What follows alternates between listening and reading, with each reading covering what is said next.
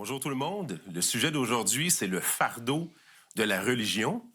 Et puis pour parler de ça, on a un invité spécial. J'ai avec moi Samuel Plante qui est ici. Salut JF, content d'être là avec toi sur le plateau de l'heure de la bonne nouvelle. Vraiment Yes. une belle occasion de partager. Merci d'avoir accepté l'invitation. Ça fait plaisir de te voir. Ben oui, c'est moi qui est content, qui est honoré. Le sujet aujourd'hui est quand même spécial. On ne parle pas souvent de ça en disant que parmi les différents fardeaux, il peut y avoir la religion. Mais effectivement, on a un texte ici qui va nous présenter deux types de personnes.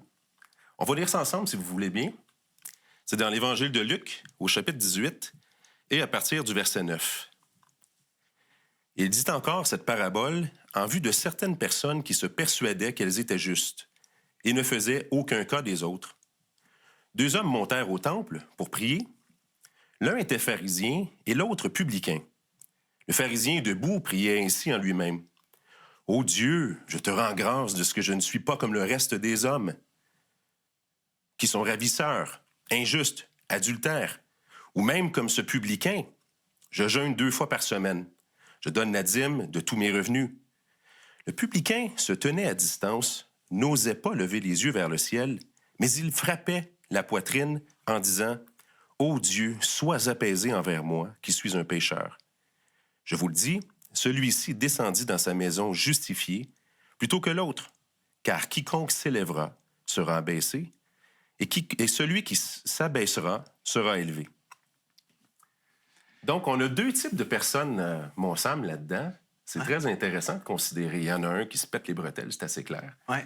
Et puis l'autre, lui, il arrive, puis il n'y a pas de bretelles à péter ben. Ouais. Il regarde à terre, il n'ose même pas lever les yeux vers le ciel, puis pourtant, vraiment, il semble être celui qui retourne chez lui. Et puis Jésus dit, c'est lui, dans le fond, qui avait la bonne disposition de cœur. Et ça devrait nous intéresser au fond, parce que la petite phrase de Jésus à la fin, celui-ci retourne justifié et l'autre non, ben c'est un peu la grande question de notre vie. Comment être en règle devant le Dieu d'éternité, notre Créateur, lui en haut, tu sais, qui nous a fait? Comment être accepté, comment avoir la faveur de Dieu sur nos vies? Donc, en passant, on pense que la justification est simplement une doctrine qui appartient à Paul lorsqu'on rentre dans ses lettres, mais non, Jésus expose très bien la justification ici. Effectivement. Et comme tu le disais, il y a vraiment un contraste entre le modus operandi de la religion et la manière de fonctionner du christianisme, l'attitude dont Dieu s'attend de nous. D'un côté, tu as un gars qui est debout, hein, le texte le mentionne, hein, il est debout puis debout, là, il est debout, prie à voix haute, une prière au « je te remercie ». On a quasiment plus rempli de lui-même, là. On a quasiment plus l'impression que c'est un monologue prétentieux, un discours de remerciement envers le ciel qu'une vraie prière, tu sais. C'est vrai. Rempli de lui-même. En fait, il est centré sur ses accomplissements.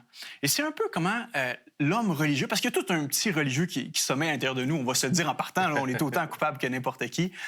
Mais la manière de fonctionner de la religion nous amène toujours à nous recentrer sur nous-mêmes pour essayer d'aller voir c'est quoi la piété supérieure qu'on a par rapport aux autres, la moralité supérieure qu'on a, les accomplissements qu'on a faits, les diplômes, les bons coups qu'on a faits dans notre vie. Et on est là, puis on se compare aux autres. Et Jésus prend le pharisien, probablement parce qu'à l'époque, il était bien reconnu. Puis s'il y en a un qui allait au ciel, c'était bien le pharisien. Mais Jésus est en train de dire, il s'élève un peu trop haut avec ses accomplissements. Et c'est ceux qui avaient le standard de vie le plus élevé aussi. Oui. Parmi les différents mouvements religieux à l'époque, les pharisiens, c'était ceux qui respectaient la loi, là, mais rigoureusement. Là. Oui. Donc, c'était comme le top, on pourrait dire, parmi les tops. Là. Oui, le zélé chez les zélés. Là. Ben oui, il faisait des œuvres surérogatoires qui n'étaient même pas obligatoire de le faire. Il jeûne 2 fois par semaine alors que le peuple devait jeûner 1 fois par année. Donc, il y aurait tous les crédits pour monter au ciel par lui-même. Jésus dit, non. Si ça fonctionnait de même. Si ça fonctionnait de même. Exact. Lui ne retourne pas chez lui justifié. Et ce qui est intéressant dans l'attitude de ce pharisien-là, c'est qu'au fond, il n'est pas si sûr de son salut. Pourquoi? Parce qu'il a besoin de se comparer avec qui est dans la pièce. Et ça, on parle de fardeau de la religion, là. C'est ce que la religion nous impose. De devoir toujours être en train de piler sur quelqu'un, voisinage, quelqu'un dans la famille. Hey, je suis pas mal meilleur. Je suis pas parfait, mais je suis pas comme lui. Je suis pas comme elle. On se console, comme on dit. Oui, ouais. Exact. Et ça devient lourd à un certain moment parce que tu es toujours dans un mode comment je peux être un petit peu mieux qu'elle, un petit peu mieux que lui. Puis au fond, tu es dans une angoisse pour savoir comment tu vas atteindre le ciel, comment les portes du ciel vont être ouvertes. Et là, on a ce petit publicain-là qui est vraiment considéré comme un chien. Hein, dans les archives, là, les collaborateurs de l'Empire qui s'en mettent un petit peu dans les poches en collectant les taxes sont considérés comme des moins que rien. Et Jésus... Parce que c'est ça qu'il faut comprendre. C'était ça son rôle au publicain, lui. Oui. C'est-à-dire qu'il était employé par les Romains qui avaient conquis les Israélites à l'époque. Puis c'était celui qui, pour les Romains, le conquérant, venait chercher l'impôt. Fait qu'il n'était pas aimé ben. Puis souvent, il en gardait une partie dans leur poche. Fait qu'en plus, il était voleur en plus de travailler pour l'oppresseur. Exact. Donc, si tu écoutes l'histoire de Jésus, tu te dis hey, c'est sûr que ça va bien finir pour le pharisien, puis ça va mal finir pour le publicain. Là. Il va y avoir une finale là, vraiment catastrophique. Au contraire, ce publicain-là, une petite prière toute simple.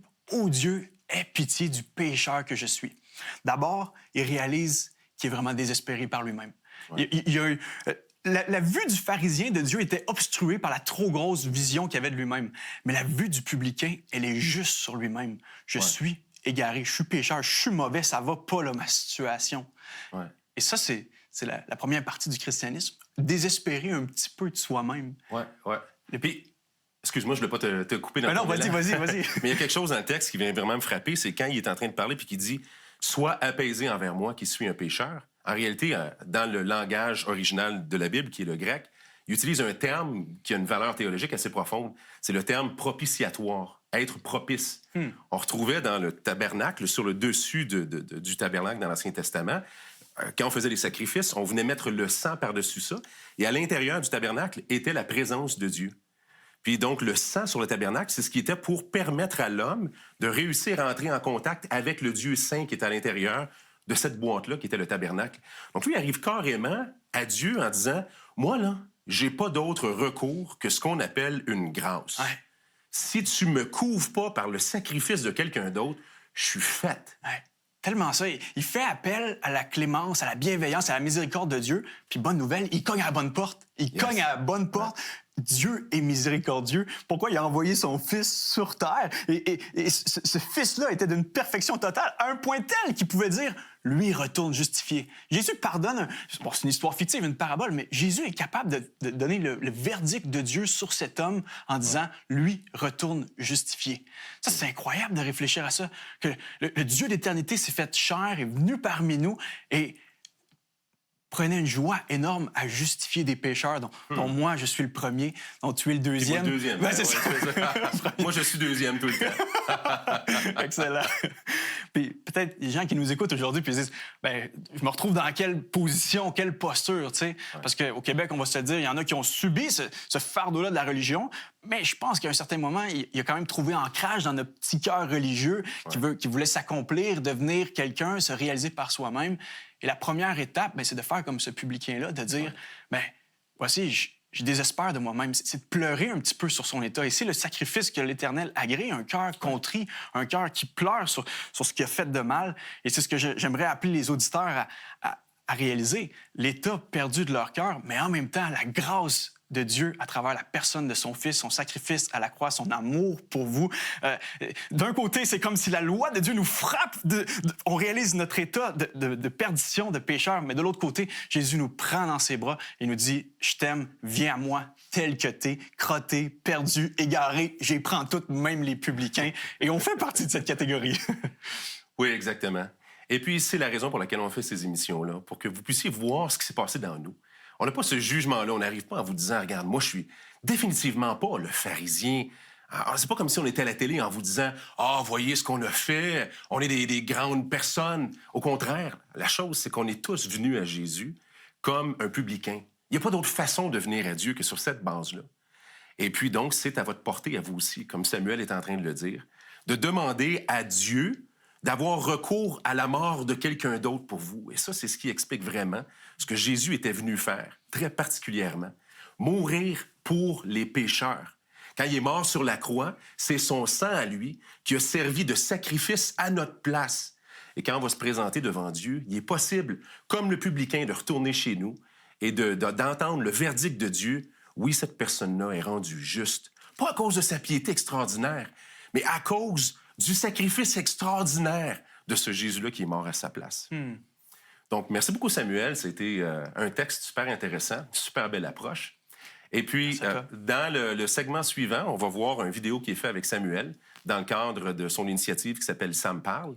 Et puis, on va voir un autre contexte dans lequel Jésus fait l'opposition entre, on pourrait dire, le christianisme et le phénomène religieux. Donc, restez avec nous. L'Heure de la Bonne Nouvelle, en collaboration avec le Messager chrétien, vous offre gratuitement le livre de méditation quotidienne La Bonne Semence. Pour en recevoir un exemplaire, écrivez-nous à L'Heure de la Bonne Nouvelle, comptoir postal 33012, casier postal Thibault, Trois-Rivières, Québec, G8T 9T8. Vous pouvez également nous joindre à info@hbn.ca ou par téléphone 1-866-509-1319. Vous avez des questions ou des commentaires sur ce que vous venez d'entendre? Contactez-nous par téléphone ou réagissez sur les médias sociaux.